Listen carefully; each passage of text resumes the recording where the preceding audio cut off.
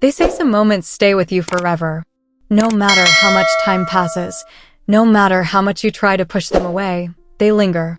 They replay in your mind like an old, broken record, over and over again, until you start to wonder if they were ever real at all. It's been 2 years since that night. 2 years since I crossed a line I never thought I would cross.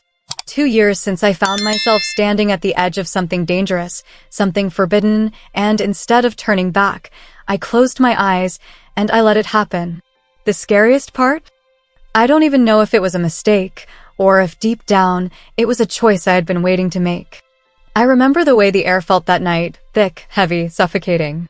The way the city lights blurred together as I stumbled down the sidewalk, my heels clicking against the pavement, my body warm from one too many drinks. I wasn't supposed to drink that much. I had told myself I'd just have 1 glass of wine, maybe 2. I had promised myself I'd be careful. But promises don't mean much when you feel empty. And I had been feeling empty for a long, long time. The work party was supposed to be a distraction. A way to escape, just for a little while, from the cold, quiet house I shared with my husband. A house that felt more like a museum than a home. He barely looked at me anymore. Barely spoke to me. It was like I was just there. A part of the furniture. Something he had gotten used to, but no longer noticed. So when my coworkers laughed at my jokes, when they leaned in a little closer, when their eyes lingered on me in ways my husband's never did, I let myself enjoy it. Just for the night. Just for a moment. But moments have consequences. By the time I stepped outside, I was dizzy, floating somewhere between tipsy and drunk.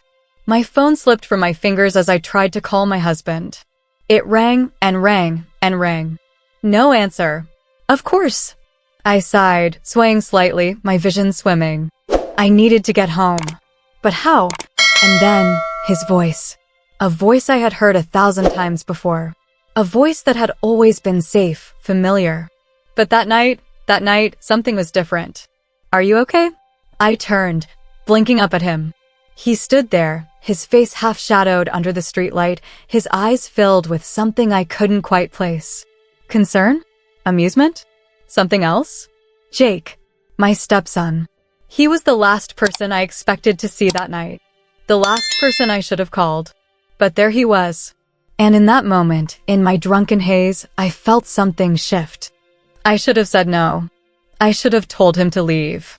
I should have done a lot of things. But instead, I let him take my hand. I let him guide me to his car. And as we drove through the empty streets, his voice soft, his presence steady, something inside me whispered, "This is dangerous." And I didn't care. Before I tell you what happened next, make sure you subscribe to Shocking Infidelity Cases for more real-life confessions that reveal the darkest corners of human emotions.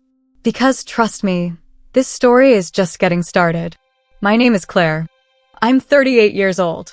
And if you had asked me a few years ago, I would have told you I had a good life, a stable marriage, a comfortable home, a routine that made sense.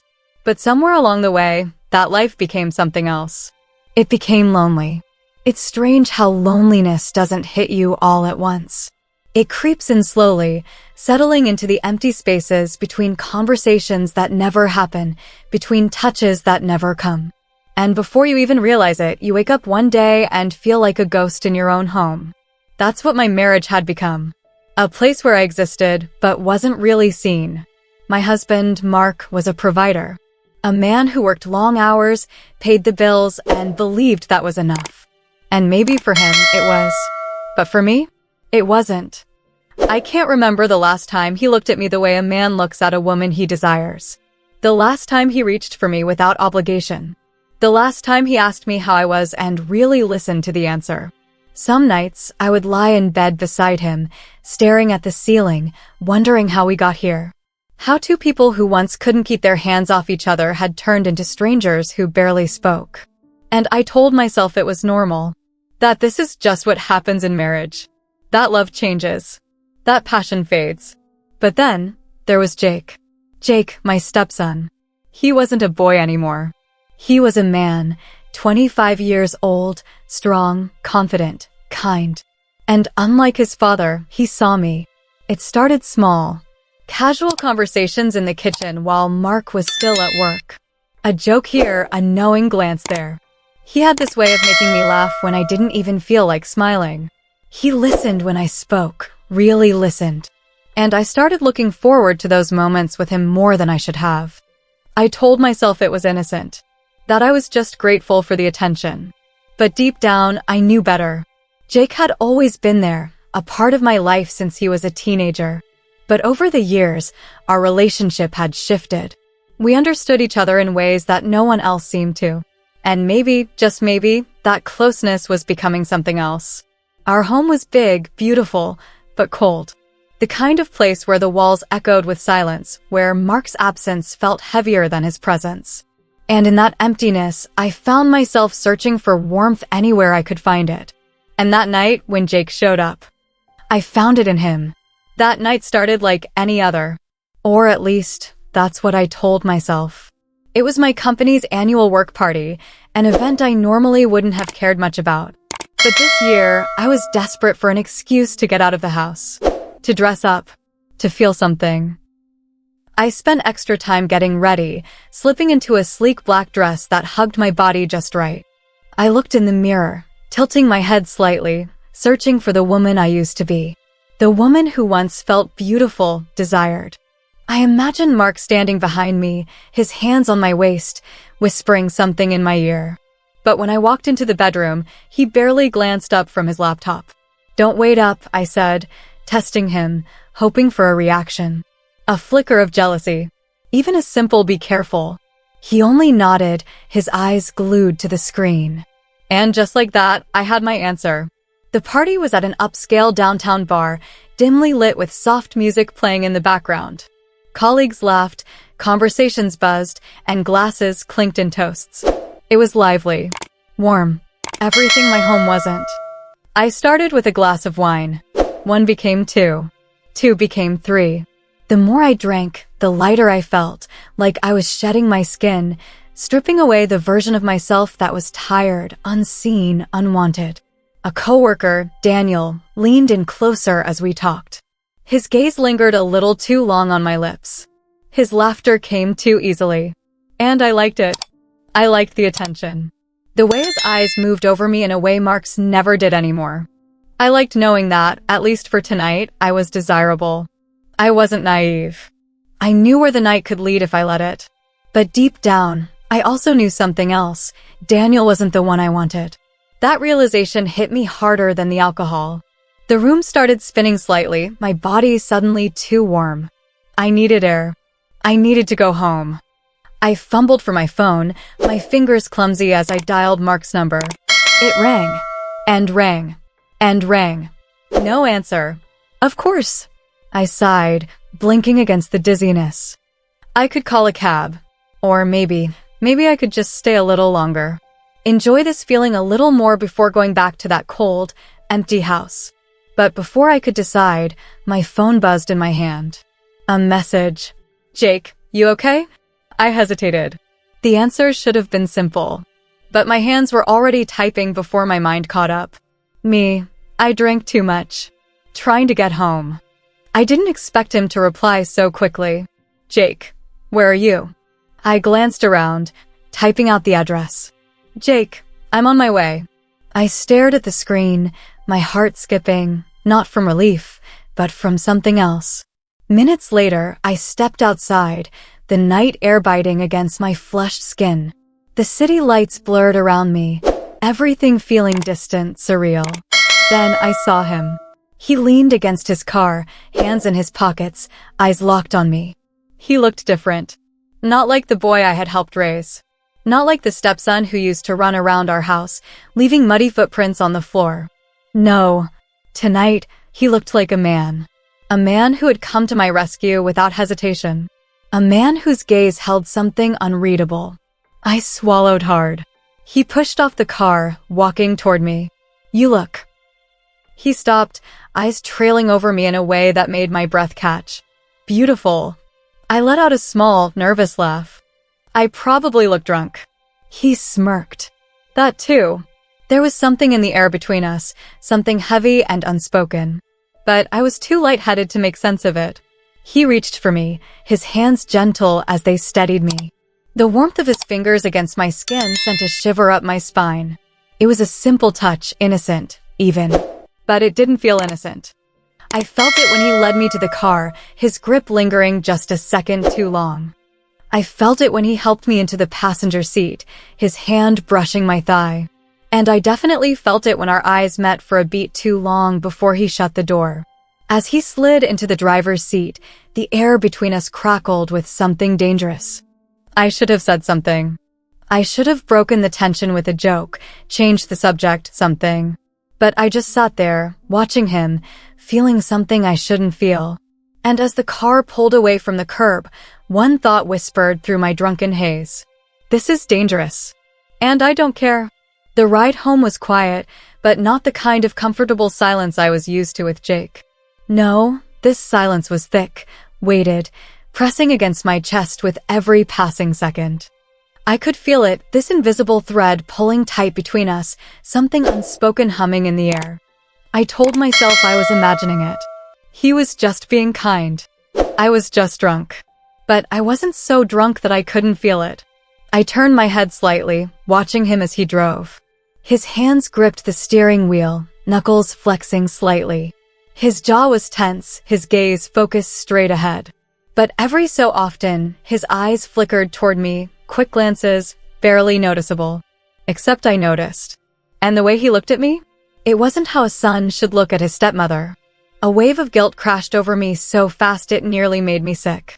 This was Jake, the boy I had helped raise, the son of the man I had vowed to love. So why did it feel so good to have him here? Why did his presence settle something deep inside me, something that had been aching, starving, desperate for attention?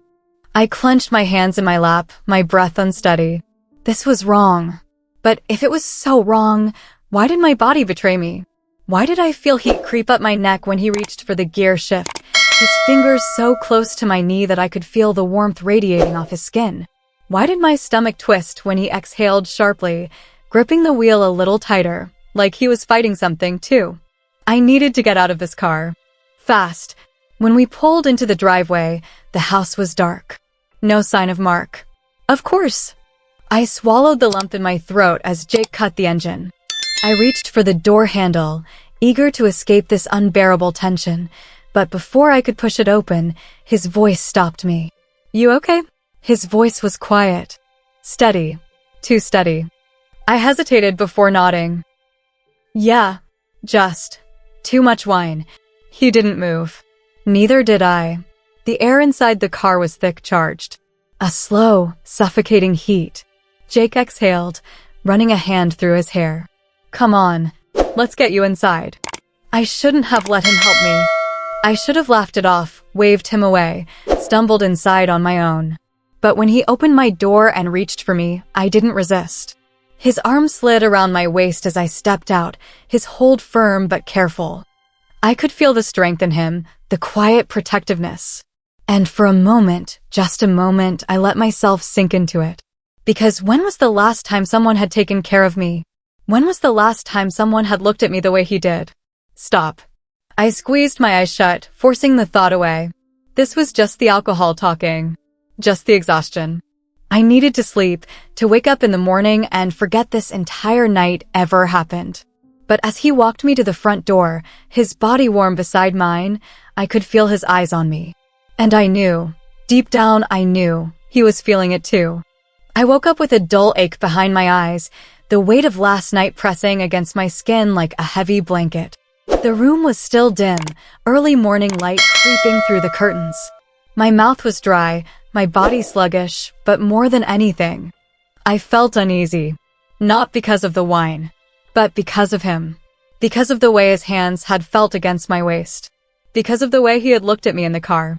Because of the part of me, deep, hidden, shameful, that had wanted him to. I sighed, running a hand through my hair, trying to shake off the lingering haze. I needed coffee, a cold shower, a reason to forget everything. Dragging myself out of bed, I padded down the hallway, expecting the kitchen to be empty, expecting silence. But he was there. Jake stood at the counter, pouring coffee into a mug. He glanced over his shoulder when he heard me, and for a second, we just stared at each other. Something flickered in his expression, something unreadable. "Morning," he said, his voice softer than usual. I swallowed. "Morning." He turned, holding out the cup. "Made you coffee. Thought you might need it." I hesitated before taking it, fingers brushing his for half a second too long. It was such a small thing. A touch. A simple, meaningless touch. But the air shifted. Or maybe it had already shifted, and I was just now noticing. I took a slow sip, hoping the bitterness would ground me. "Thanks. You didn't have to." Jake leaned against the counter, arms crossed. "You feeling okay?" I nodded, but I could tell he didn't believe me. And maybe he was right not to. Because standing there, with him watching me like that, like I was something fragile, something worth looking at, my body didn't feel like my own. It felt awake. And that terrified me. Over the next few days, something changed between us. It wasn't sudden, like a switch flipping. It was slow, careful, the way a fire spreads beneath the surface before anyone notices the smoke. It started with small things. A passing comment. A lingering glance. The way he leaned in just a little too close when we talked. And then, one night, we sat together in the living room, the TV playing some mindless show neither of us was watching. Mark was still at work, late as usual. The house was quiet. Too quiet. Jake exhaled, running a hand through his hair. "I don't get it," he said, his voice low. I glanced at him. "Get what?" He turned his head toward me, eyes dark, unreadable. "How he doesn't see you." My breath caught in my throat. I forced a laugh, shaking my head. "Jake."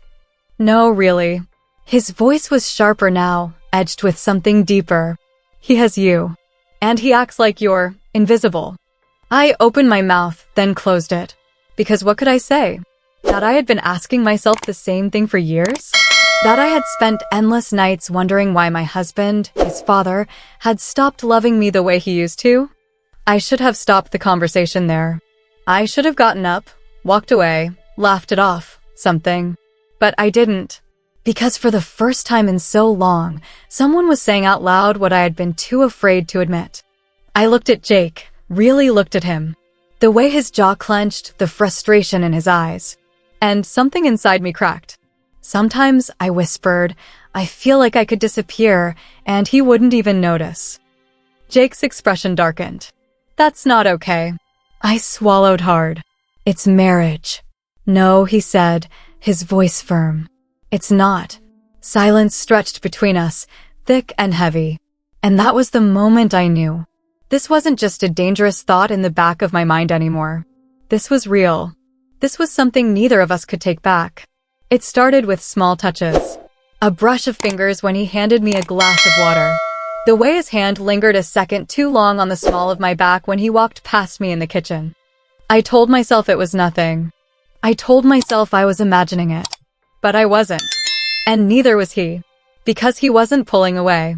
Because I wasn't pulling away. And the unspoken between us was growing louder. One night, we were watching a movie on the couch. Mark had texted earlier, working late, don't wait up. Of course. The living room was dimly lit, just the soft glow of the TV casting flickering light across the room. Jake sat beside me, close but not too close. Not at first. But then, at some point, his knee brushed mine. I could have moved away. I didn't. I felt his gaze on me, but I kept mine on the screen, pretending not to notice. Then, his hand shifted, fingers grazing mine. A shiver ran down my spine. And still, I didn't move. I could hear my heartbeat in my ears, feel my breath hitch in my chest. This was it. The line. The moment that changed everything. He turned his head slightly, and I could feel the warmth of his breath against my skin. If I looked at him now, if I met his eyes, I knew I wouldn't stop. I knew he wouldn't either. And then, the sound of a car door slamming outside. I jerked back, my heart slamming against my ribs. Jake stiffened beside me, his hand pulling away so fast it might have never been there at all. Footsteps approached the door. Mark. Reality crashed down on me all at once, cold and suffocating. What the hell was I doing? What the hell were we doing? The front door opened. I forced myself to breathe, to sit up, to look normal. But as Mark walked in, tossing his keys onto the table without even looking at me, I didn't feel normal. I felt like I was standing on the edge of something dangerous. And the worst part? I wasn't sure if I wanted to step back or jump. I barely slept that night.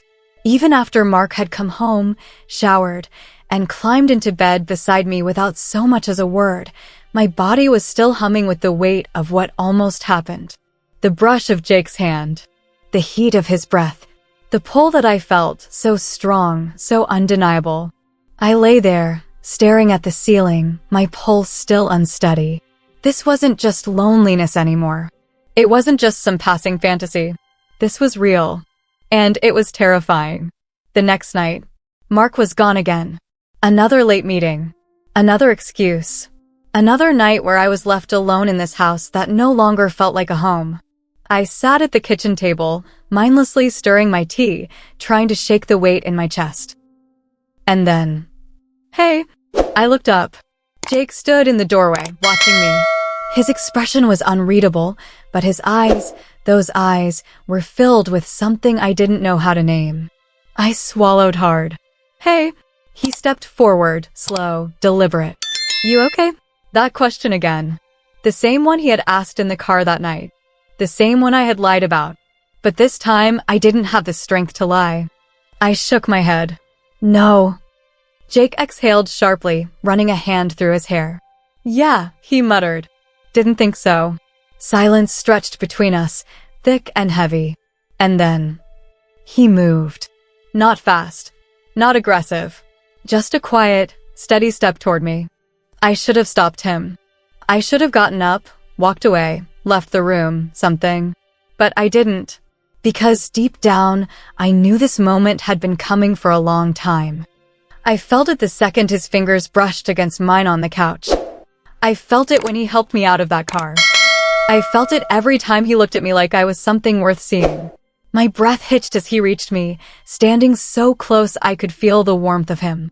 Say the word, he murmured. Tell me to stop, and I will. I opened my mouth. Nothing came out. His hand lifted, fingers tracing the curve of my jaw, feather-light. I shuddered under his touch, my body betraying every logical thought in my head. And then, he kissed me. Soft, careful, hesitant, like he was testing the waters. Like he was giving me a chance to pull away. But I didn't. Because for the first time in years, I felt wanted. I felt alive. But the second his lips pressed more firmly against mine, reality crashed down. I jerked back, my breath coming fast, my pulse roaring in my ears. Jake froze, his eyes searching mine. I can't, I whispered. I shouldn't. His jaw clenched. Then why did you kiss me back? I sucked in a sharp breath. Because it was the truth. I had kissed him back. I had let this happen. I had wanted this. And that terrified me more than anything else. I shook my head, my voice barely above a whisper. This is wrong. Jake's expression darkened. Why? The question made me flinch. Why is it wrong? He pressed, his voice low but firm. Because of him? My stomach twisted. Jake. No, tell me. He stepped closer, his body tense. Tell me why it's wrong when he doesn't even care about you. When he treats you like a piece of furniture. When you go to bed every night feeling alone. Tears stung my eyes. That doesn't make this right. His expression softened, his voice barely a whisper now. Maybe not. But does it feel wrong? I opened my mouth, then stopped. Because I didn't have an answer. Because when he kissed me, when his hands touched me, when he looked at me like I was something more than invisible, nothing had ever felt more right. And that was the most dangerous part of all. He exhaled sharply, dragging a hand through his hair. His frustration was palpable, but beneath it, there was something else. Something raw. Something real. He hesitated for only a second before he spoke again. I've thought about this for a long time. I stiffened. Jake. He shook his head. No. I need to say it. His voice was firm, unwavering. I don't see you as just my stepmother. My heart pounded. I never have, he admitted, his voice barely above a whisper. Not really. I stared at him, every rational thought in my head crumbling. You deserve more than what he gives you, Jake continued, his tone raw with emotion. You deserve to be wanted, to be loved. And if he's too blind to see that... He stopped himself, inhaling sharply. Then, softer, like a quiet confession. I see you. My breath caught in my throat. Because I knew, in that moment, he wasn't just talking about this moment. He was talking about every moment. Every time I had felt invisible. Every time I had felt unloved, unwanted, unseen. He had seen me all along. And that was the most terrifying, intoxicating realization of all. I could feel it. The choice hovering between us. Walk away. Pretend this never happened. Keep living in the numbness of a marriage that had been dead for years. Or give in. Let myself feel something again. Let myself be wanted. I knew what the right choice was. I knew. But when Jake reached for me again, his fingers grazing mine, I didn't pull away. I avoided him. For the next few days, I did everything in my power to pretend like it never happened. I went through the motions, woke up, made breakfast, did the laundry, played the role of a devoted wife in a marriage that had long since crumbled. I avoided eye contact, kept conversations brief. If Jake was in a room, I left it. But I felt him. Everywhere. Watching me. Waiting. And the worst part? I wanted to be watched. I wanted to be wanted. And he knew it. I don't know what I expected, that he'd regret it, that he'd be just as scared as I was. He wasn't. If anything, he was bolder now. I caught him looking at me when he thought I wouldn't notice. His eyes dark, unreadable, lingering on my lips, my hands, my bare legs beneath the hem of my dress. At dinner, he sat across from me, his gaze burning through me like a silent challenge. At night, I could feel him on the other side of the wall. And when Mark was home, when he brushed a distracted kiss against my cheek or mumbled a half-hearted goodnight before rolling away in bed, Jake knew. He knew how empty it all was. And I hated him for it. Because the more he saw me, the more I realized just how blind I had been to everything else. One night, I found him in the kitchen. I had meant to walk past him, just grab a glass of water and leave, but he didn't let me.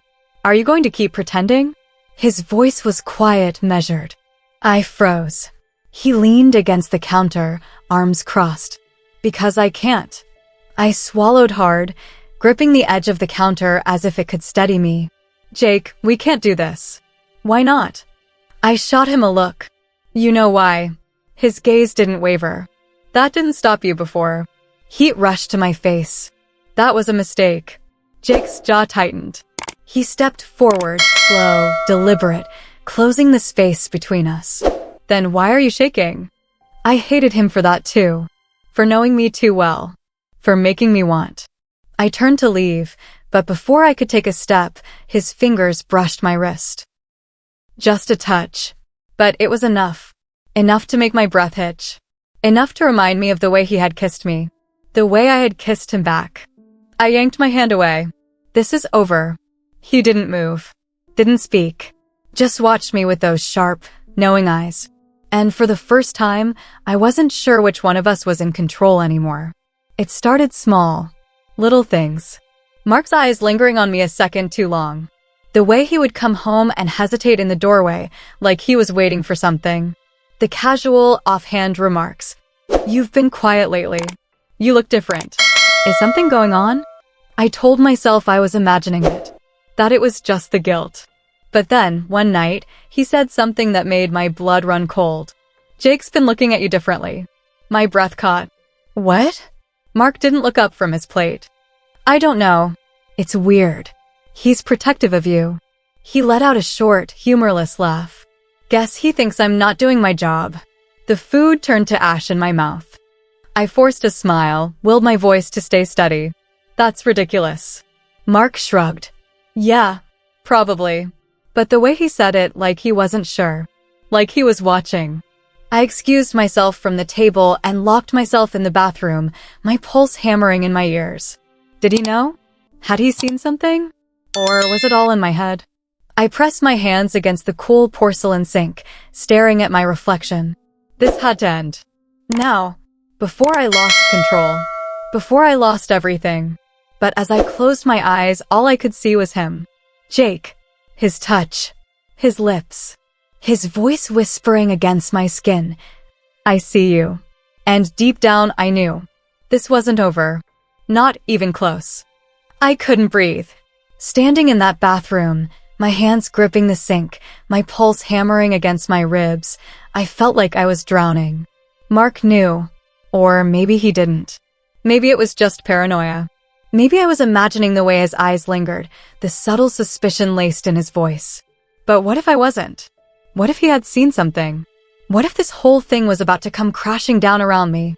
I squeezed my eyes shut, my mind spiraling. I should tell him. I should confess.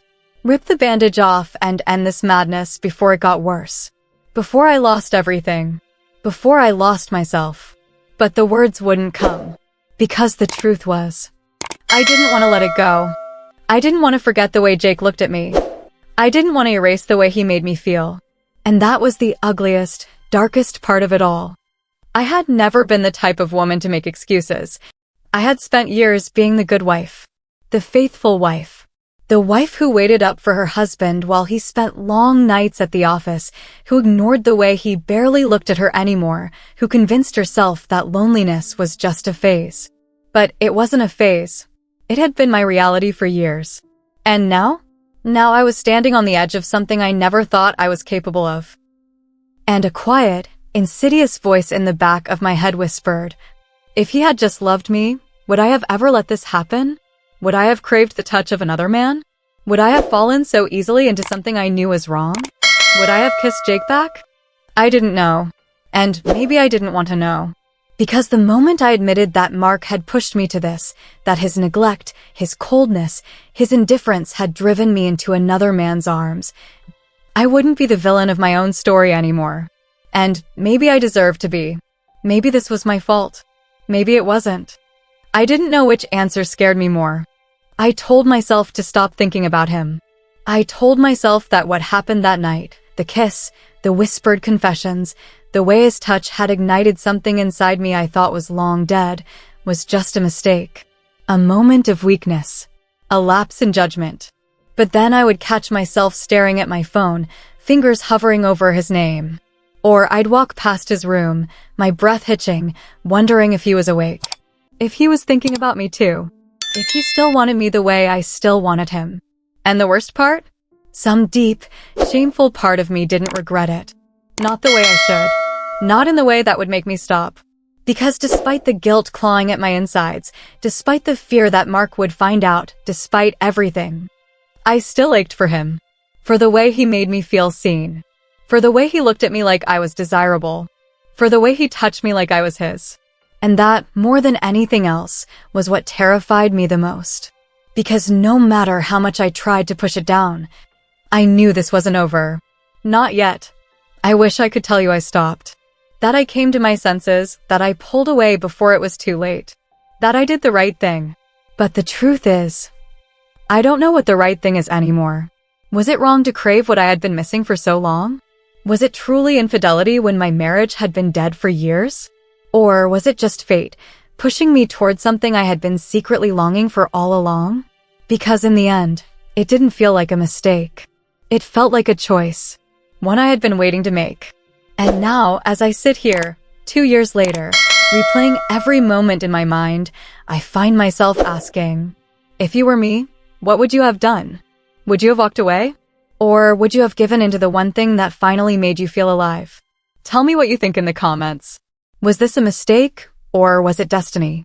And if you want to hear more stories that reveal the shocking realities of love, betrayal, and the choices that change lives forever, subscribe to Shocking Infidelity Cases.